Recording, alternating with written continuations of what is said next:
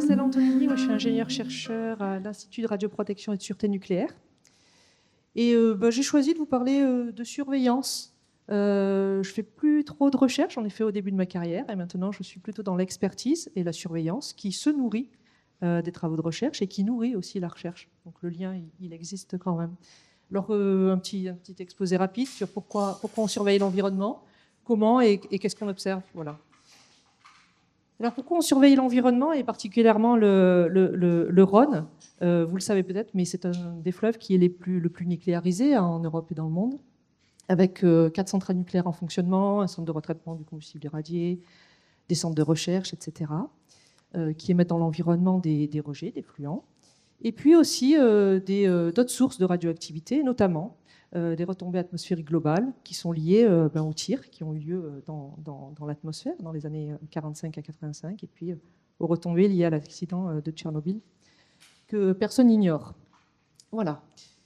Nous, on a une station de surveillance des eaux du fleuve à Arles, qui est située donc du coup à l'aval du bassin versant, à l'aval de toutes les sources de radioactivité et aussi à l'aval de tous les apports d'eau et de particules. Alors pourquoi surveiller l'environnement ? Ça répond à tout un tas d'objectifs qui ne sont pas que purement scientifiques, j'allais dire, mais qui permettent effectivement de disposer de données de référence pour répondre à des questions quand un événement survient, d'alimenter des modèles, de contribuer à la connaissance du transfert de radioactivité dans l'environnement. Et puis ça contribue aussi à accompagner les décideurs dans leur prise de position, dans leur prise de décision, pardon. Et puis, on contribue aussi avec nos données de surveillance à l'information du public sur les sources de radioactivité auxquelles il est exposé dans son environnement de tous les jours. Alors, pour parler du Rhône plus précisément, puisque c'est un peu l'objet de ce congrès, là, de ce colloque, donc, nous, on dispose d'une station de surveillance qui nous permet de réaliser des prélèvements dans le fleuve, à quelques encablures ici, de l'autre côté de la rive. Donc, on a une station qui travaille toute seule pour constituer des échantillons de matière en suspension, donc qui seront les particules qui transitent dans le fleuve, et puis aussi les matières dissoutes qui sont transportées dans l'eau. Et puis cette station, elle nous permet de faire des prélèvements pendant des écoulements moyens, on va dire, et puis durant les crues. Bon, quelques images rapides pour vous montrer ce qu'on observe. Cette station, elle a 20 ans maintenant. C'est des chroniques un peu longues et c'est précieux, ça. Voilà, la surveillance, c'est pas quelque chose qui paye beaucoup en réalité. Souvent, on dit que ça coûte et on voit pas grand-chose, mais ça nous permet d'avoir des chroniques au long cours qui nous permettent de voir des évolutions. Voilà, donc là, je vous ai représenté un graphique de ce qu'on mesure depuis à peu près 20 ans dans le fleuve. Alors, il y avait des travaux avant la station. Mais voyez, ce que vous pouvez voir, c'est deux choses. D'abord, sur le côté, il y a une échelle un peu particulière qu'on appelle logarithmique qui permet de représenter sur le même graphique des activités très, très, très, très faibles et des activités un peu plus élevées. Donc vous voyez une grande disparité entre les... Vous avez le tritium, qui est un atome d'hydrogène qui est radioactif, qu'on trouve à l'état naturel dans l'environnement. Vous savez que la radioactivité, c'est avant tout un phénomène naturel. Et puis qui est aussi celui qui est rejeté le plus par les centrales nucléaires. Donc c'est normal qu'on le retrouve dans le fleuve, à ces niveaux d'activité. Et lui, il ne varie pas trop dans le temps, vous voyez. En revanche, on a des activités qui ont tendance, alors c'est des tendances faibles, mais qui diminuent dans le fleuve. Alors, une autre petite image, très rapide, tout ça est assez simplifié peut-être. Là, j'ai comparé ce que les exploitants nucléaires, en l'occurrence les centrales et puis le centre de retraitement du combustible irradié de Marcoule, rejettent dans le fleuve. Donc ils sont autorisés à fonctionner, ils doivent déclarer leur rejet, d'accord ? Et donc, en bleu, vous avez les rejets qui sont déclarés par les exploitants. Et puis en rouge, c'est le bilan qu'on arrive à faire pour les radionucléides qu'on mesure à Arles. Donc vous voyez qu'on a des situations un peu différentes avec des radionucléides qui sont, on va dire, équilibrés entre ce qui rentre dans le système, pour simplifier, et ce qui en sort. Et là, comme on l'observe année après année, mais on met en évidence qu'il y a un transport assez rapide depuis les sources d'émissions vers Arles et puis vers la Méditerranée. Puis on a des radionucléides pour lesquels on en a moins à Arles que ce qui est introduit dans le milieu. Alors il y a deux causes. Une qui est que parfois on a des particules qui sédimentent, et donc qui sont finalement une partie de la radioactivité, celle qui est portée par les particules, qui peut être stoppée en route et puis qui sera reprise un peu plus tard. Mais en réalité, aujourd'hui, on est confronté au fait que les activités sont extrêmement faibles. Je suis passé très très vite là-dessus. Et qu'on est confronté au fait qu'on a du mal à mesurer parfois, qu'on n'arrive plus à détecter dans la rivière la présence de cette radioactivité. On sait qu'elle existe, mais on n'arrive plus à la quantifier. Et donc, en fait, ce delta, finalement, il montre un peu nos limites à nous aussi. Voilà. Alors, un autre exemple à gauche avec des radionucléides pour lesquels, vous voyez, ce qui est introduit dans le milieu est inférieur à ce qui sort du Rhône en Méditerranée, à ce que je mesure à Arles en tout cas. Et donc, j'ai un excès pour ces radionucléides de radioactivité à la sortie du fleuve. Alors, quand je suis sur le Rhône et que j'interroge les gens, souvent ils me disent c'est normal, les exploitants, ils vous mentent.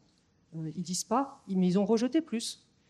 Non, parce que dans un cas, ils ne mentent pas et dans l'autre, ils mentent. Alors pourquoi?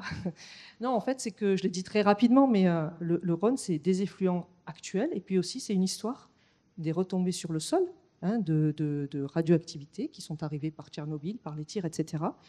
Et en fait, finalement, cet excès, c'est un peu l'image du fonctionnement morphologique du fleuve qui va reprendre des particules de sol qui ont été marquées. Et puis, ces particules, elles vont aller dans les petits ruisseaux, dans les rivières, dans les affluents, dans le Rhône, à Arles. Et puis, elles vont finir par sortir en Méditerranée. Voilà en quelques mots ce que je pouvais vous dire de mon travail. Alors, je ne fais pas de la recherche fondamentale, mais les études qu'on mène, elles ont quand même une vocation un peu opérationnelle et elles visent à répondre à des questionnements notamment de la société civile. Ça a été évoqué par ma prédécesseur. Je ne sais pas comment on dit en féminin finalement. Et voilà, ça c'est aussi intéressant de se questionner en essayant de défoncer les questions du public aussi. Voilà, je vous remercie. Merci Christelle. Est-ce que vous avez des questions à lui poser ? Alors, je ne suis pas allée à la sortie le Rhône est-il radioactif ? Je suppose que c'était vous qui l'animiez. Oui. Et alors, donc, le Rhône est-il radioactif ? Bien évidemment. Bien évidemment. Alors, bien sûr, c'est un titre un peu aguicheur, si j'ose dire. Alors, si vous étiez venu, je vous aurais raconté que d'abord, la radioactivité, c'est un phénomène naturel, qu'il y en a partout, tout le temps. Essentiellement parce que voilà, on est dans un environnement qui est radioactif. Et après, ce qu'on cherche à voir, nous, c'est effectivement l'apport qui est lié aux activités humaines. Donc, je l'ai dit très vite, il y a des centrales nucléaires qui, pour fonctionner, sont autorisées à rejeter dans l'environnement de la radioactivité qui est d'origine artificielle, qui est liée à leur fonctionnement. Et donc, nous, on va retrouver ces traces, je parle de traces de radioactivité dans le fleuve. Oui, on les mesure et c'est tout à fait normal puisqu'elle est rejetée, cette radioactivité, par le fonctionnement normal des centrales et du centre de retraitement de combustible irradié de Marcoule, etc. J'ai une autre question qui n'a rien à voir. Oui. Pourquoi ne dites-vous pas ingénieuse, chercheuse ? Ah oui, ça c'est les stéréotypes. J'ai toujours dit ingénieur, chercheur. Vous avez parlé de l'eau et des sédiments qu'il y a dans le Rhône. Oui. Il n'y a pas eu une relation avec l'eau ? Oui, complètement. Alors, je suis passée très très vite. J'ai dit qu'effectivement, on mesurait donc, dans la rivière, dans le flux. Nous, on s'intéresse surtout à ce qui passe dans le flux. On mesure ce qui est en phase dite dissoute, soluble, et aussi la radioactivité qui est portée par les matières en suspension. Oui, on s'intéresse aux deux. D'accord. Et je vous ai parlé des crues. Bon, je devance éventuellement une question. Ça, c'est pas un problème de radioactivité, mais vous savez que l'essentiel du transport sédimentaire se fait pendant ces épisodes de crue. En quelques jours, il passe jusqu'à parfois 80% du flux de matière. Et donc, nous, on mesure la radioactivité à ce moment-là, parce que si on ne la mesure pas à ce moment-là et qu'on fait des bilans en fin d'année, on rate l'essentiel de ce qui est passé dans le fleuve. Et ça, on le sait par des travaux de recherche. Ce n'est pas la surveillance qui nous l'apprend.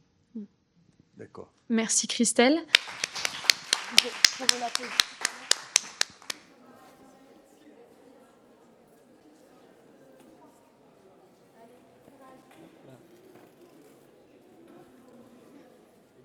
Est-ce que vous avez des questions ? Je vous écoute.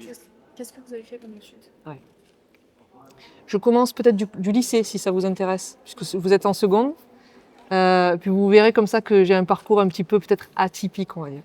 Donc moi, quand j'étais en seconde, j'étais intéressée par les lettres. Ce qui me plaisait, c'était le français, les langues, la musique, le sport. Les maths, je suivais les cours, donc j'étais bonne élève, plutôt bonne élève. Et quand il a fallu en première choisir, alors c'était pas des spécialités à l'époque, mais une filière, on m'a fortement conseillé d'aller dans une filière scientifique. Donc j'ai fait un bac à l'époque qui s'appelait D, donc c'était à composante maths et sciences de la vie et de la terre, on va dire. Mais j'étais pas très très passionnée, il faut le dire, à l'époque. Donc j'ai eu mon bac de manière tout à fait honorable, mais pas plus. Et donc je suis partie à l'université parce que je voulais faire des lettres. Et je suis rentrée dans la fac de lettres en géographie. D'accord ? En licence, on va dire, hein, l'équivalent de licence. Et donc je suivais des cours de géographie du tourisme, de l'histoire, etc. Et puis j'ai eu des cours de géographie physique avec quelqu'un que vous avez croisé peut-être, ou que vous allez croiser tout à l'heure, qui s'appelle Mireille Provençal. Je ne sais pas si vous l'avez vu, Mireille. Vous l'avez vu tout à l'heure. Bon, c'était une de mes profs quand j'étais à la fac. Et j'étais passionnée elle était passionnante, enfin en tout cas pour moi. Et donc j'ai poursuivi vers un master et puis elle m'a proposé de faire un sujet de thèse. Donc c'était ma directrice de thèse il y a un peu plus de 20 ans. Voilà, donc j'ai fait un sujet de thèse sur le Rhône, les flux sédimentaires dans le Rhône et puis son évolution au cours des 150 dernières années. Puis après j'ai rejoint l'IRSN par le biais des rencontres, parce que l'IRSN était en train d'installer une station de surveillance de la radioactivité dans le Rhône, à Arles, à quelques mètres là en amont sur l'autre rive. Et ils avaient besoin de quelqu'un qui les aide à savoir si leur station était bien positionnée, si elle était bien représentative. Et moi je m'intéressais à cette époque-là au flux de sédiments et pas du tout de contaminants. Voyez, et je suis rentrée à l'IRSN et j'en suis plus partie finalement. Voilà. Et ça fait combien de temps que vous faites ce métier ? Ça fait, j'ai soutenu ma thèse en 2002, donc ça fait plus de 20 ans et je suis rentrée à l'IRSN quelques mois après. Alors, j'ai fait un contrat postdoctoral, c'est une première expérience en recherche, on va dire, puis après un peu d'intérim et j'ai vraiment été recrutée en 2006. Qu'est-ce qui vous plaît dans la recherche ? Écoute, ce qui me plaît d'abord, c'est que moi, ce que j'adore, c'est le travail d'équipe. Voilà. En recherche, un chercheur, c'est pas un type qui est dans son laboratoire ou dans sa bibliothèque. C'est un travail qui se fait en équipe. Moi, je travaille avec des techniciens, avec des ingénieurs, avec d'autres chercheurs. Ce qui est intéressant, c'est de s'enrichir, en fait. Parce que pour répondre à ma question, j'ai besoin parfois, quand je travaillais sur le Rhône, dans ma thèse, j'ai travaillé avec des historiens, j'ai aussi travaillé avec des archéologues. Puis aujourd'hui, je travaille avec d'autres disciplines, hein, des mathématiciens parfois qui font des modèles, des écologues, etc. Donc c'est ce partage en fait, cet échange. C'est très enrichissant de rencontrer les autres qui regardent. On regarde le même objet, mais pas avec le même background. Notre formation n'est pas la même, et donc on s'enrichit, on s'apporte, et puis ça nous ouvre l'esprit et ça nous fait nous poser des nouvelles questions. Voilà. Pourquoi c'est important de faire des recherches ? Alors, chez nous, à l'IRSN, on fait des recherches qui sont relativement appliquées parce qu'on est interrogé souvent par la société civile. Vous savez peut-être qu'on est dans un domaine qui fait peur aux gens. La radioactivité, ça fait peur aux gens. Ouais, le nucléaire, ça fait peur parce que c'est associé à deux images. Souvent, c'est les armes. Nagasaki et Hiroshima, les bombes nucléaires. Et puis c'est les accidents. Souvent, dans l'esprit collectif, c'est les accidents aussi. Tchernobyl, ça vous parle peut-être pas, mais ça parlera très certainement à vos parents. Plus récemment, l'accident de Fukushima, d'accord ? Donc c'est des événements majeurs qui marquent les esprits, qui marquent aussi l'environnement. Vous savez que les territoires qui ont été contaminés, on retire les gens de là, on n'a plus le droit d'y vivre pour des raisons de santé finalement. Et donc ça marque les esprits. Et donc nous, nos travaux, ils visent à répondre notamment aux inquiétudes de la population en particulier, et pas que, sûreté des installations, plein de travaux de recherche, en santé aussi, il y a beaucoup de travaux de recherche qui sont menés. Est-ce qu'on peut savoir où vous touchez pour loin ? Oui, bien sûr, j'ai un très bon salaire. Je suis moins payée que dans certains de mes collègues. Aujourd'hui, je gagne 4 000 € net par mois. Voilà. Moi, je le dis sans problème. J'ai fait un bac plus 8. Pendant de nombreuses années, j'avais une bourse de thèse. Je travaillais, j'avais pas beaucoup d'argent. Donc pendant très longtemps, et je suis issue d'une famille qui n'est pas scientifique, qui n'est pas riche. Donc je suis très fière de ça. Je suis très fière de gagner de l'argent et je suis très fière de payer des impôts. Voilà. Donc je le dis sans problème. Mais je suis moins payée. Et en particulier, je veux dire pas parce que je suis une femme, mais parce que dans notre institut, on est un peu moins payé que dans le privé. Voilà. Et vous avez fait combien d'études supérieures ? Alors j'ai un bac plus 8. Voilà. Mais ce que je disais à vos collègues d'avant, c'est que comme j'ai fait quelque chose qui me plaisait, je peux vous dire que je les ai presque pas vus passer ces 8 ans. Et en particulier les 3 ans de thèse, puisque j'avais un sujet et je menais ma recherche comme je l'entendais. Est-ce qu'il y a beaucoup de femmes dans votre travaillé? Alors non, justement, non, très peu. Je travaille dans un laboratoire, on doit être, je sais pas, on doit être une vingtaine. Il y a 4 femmes. On a 4 techniciens, 3 hommes, 1 femme. Et chez les ingénieurs, voilà, on est 3 femmes pour 12 ou 13 hommes. Vous avez déjà fait des recherches sur le Rhône? Oui, j'en ai fait, alors je l'ai dit, hein, pendant mes 3 ans de thèse, j'ai travaillé sur le Rhône. Puis j'ai continué à m'y intéresser pendant longtemps. Alors aujourd'hui, je fais plutôt de la surveillance, c'est-à-dire que les questions de recherche, on a pratiquement répondu à ce qui nous intéressait, nous, pour notre travail de surveillance de la radioactivité dans le Rhône. Donc je fais aujourd'hui un petit peu moins de recherche, je fais plutôt de l'expertise. Mais ouais, je continue à développer des petites recherches avec quelques collègues qui ont des spécialités qui ne sont pas forcément la mienne, hein. Je travaille toujours en collaboration avec d'autres. Vous avez fait d'autres lieux? Pardon? Vous avez fait d'autres lieux? Non, moi je suis restée sur le Rhône. Ça, c'est le hasard de la vie qui a fait que je suis pour mes recherches sur le Rhône. Après, pour mon travail d'expertise et de surveillance de la radioactivité dans l'environnement, oui, j'ai regardé ce qui se passait dans le Rhin, je regarde ce qui se passe dans les fleuves qui sont équipés de centrales nucléaires. Donc oui, je travaillais aussi un petit peu sur la Loire, mais de manière moins approfondie, si vous voulez. Alors, j'y ai pas travaillé au sens où je suis pas allée travailler dans un laboratoire où j'y ai passé plusieurs années, comme certaines de mes collègues ont pu le faire. Par contre, je suis allée à l'étranger pour présenter mes travaux de recherche.